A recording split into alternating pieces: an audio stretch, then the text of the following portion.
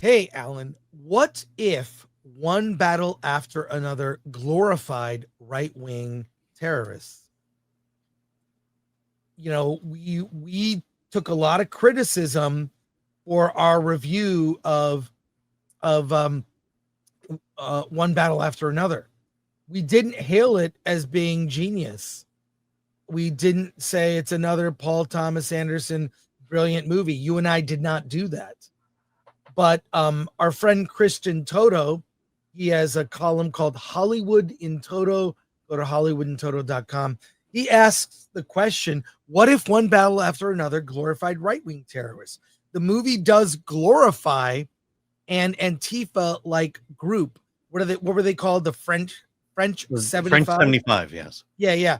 So I know you have notes for this story, but please, it's a question worth asking. Would you feel differently about this movie?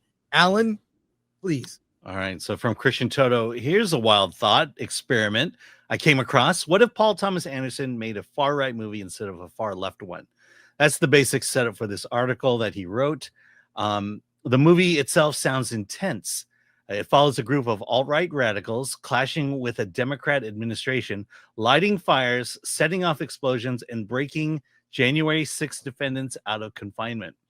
The lead character is a pregnant machine gun wielding revolutionary described as sultry and uncompromising in her beliefs. Her boyfriend, played by Leonardo DiCaprio, is more of a beta male, just trying to keep up. These two are apparently the film's complicated but unabashed heroes, even though they do some pretty horrific themes. Sean Penn then shows up as a Democrat-appointed colonel hunting down DiCaprio's daughter. From what the article says, Anderson's filmmaking is visceral and ultimately scary, humorous, and ripped from today's headlines. But here's the thing that gets interesting. The article argues that this movie leaned right instead of less. Critics would absolutely torch it. The writer also point blank asks, what would that film's Rotten Tomatoes score stand at 96% fresh, doubtful at best? Instead, the real one battle after another, which apparently has a hard left slant, is being showered with praise. Variety says it's rule the cultural conversation. Hollywood Reporter is all over it. The piece calls that kind of coverage wish casting, basically saying critics are projecting what they want to see. The writer admits the movie is technically incredible. They call it morally repugnant but impressively assembled. But they also think the fawning reception is a double standard. As they put it, if politics were reversed, there's no way it would be getting this kind of love. They do end on a fair note, saying that the film deserves a fair public hearing, and that free speech means that even controversial art should have its place. But they should also admit that whether Anderson's film is responsible storytelling, given the tenor of the times and the debate over one, or is a debate for another day. In the end, the takeaway is clear. Critics aren't just reviewing movies anymore. They're grading policies.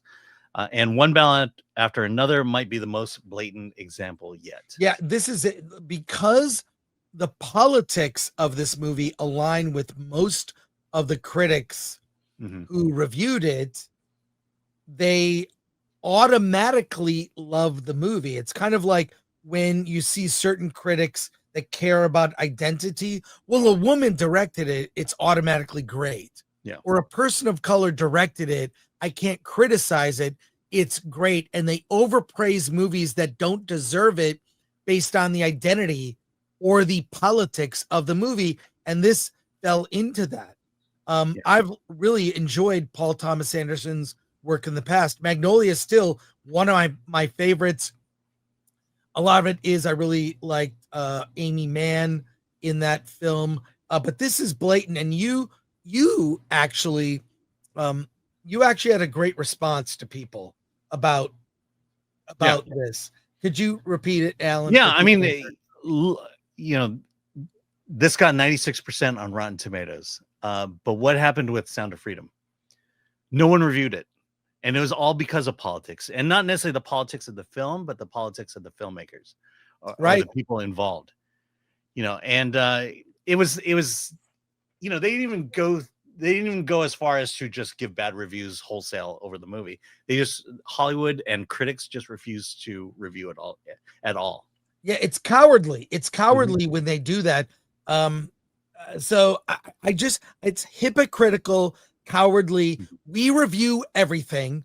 We review left, right, whatever. We review it. We'll be honest. We reviewed Matt Walsh's documentaries, Am I a Racist? And What is a Woman? And we were one of the only 5 outlets that reviewed it. Well, Christian Toto, of course, reviewed them. Right. What I'm saying is we review everything. We review drag queen documentaries. We don't care. We've got people who write for Film Threat are also all over the political spectrum, right? It's fine. So I want to end on this because I like Paul Thomas Anderson. And this is from X. I got to bring this up. It's Tom Cruise's character from Magnolia, because I love that film. The Amy Mann music is amazing. But this is Tom Cruise and Paul Thomas Anderson made a fake TJ Mackey commercial that aired late at night. People who called the number got info on Mackey and the film. Imagine seeing this on TV in 1999 with no idea what it's about. If you've seen Magnolia, Tom Cruise plays a motivational speaker who says, I don't even know if I can repeat what he says here. But let's watch this fake commercial that aired late night. I don't care how you look. I don't care what car you drive. I don't care what your last bank statement says. Seduce and Destroy produces an instant, money-back guaranteed trance-like state that will get you this naughty sauce you want fast. That exists. I love it. And if you, I didn't know about this. I saw Magnolia at the time. I think my only criticism of that movie, it needed an intermission. Oh. It was too long. But I swear when I saw it on the list that we're going to talk about, I clicked it and I go, goddamn AI. It's not. That's real.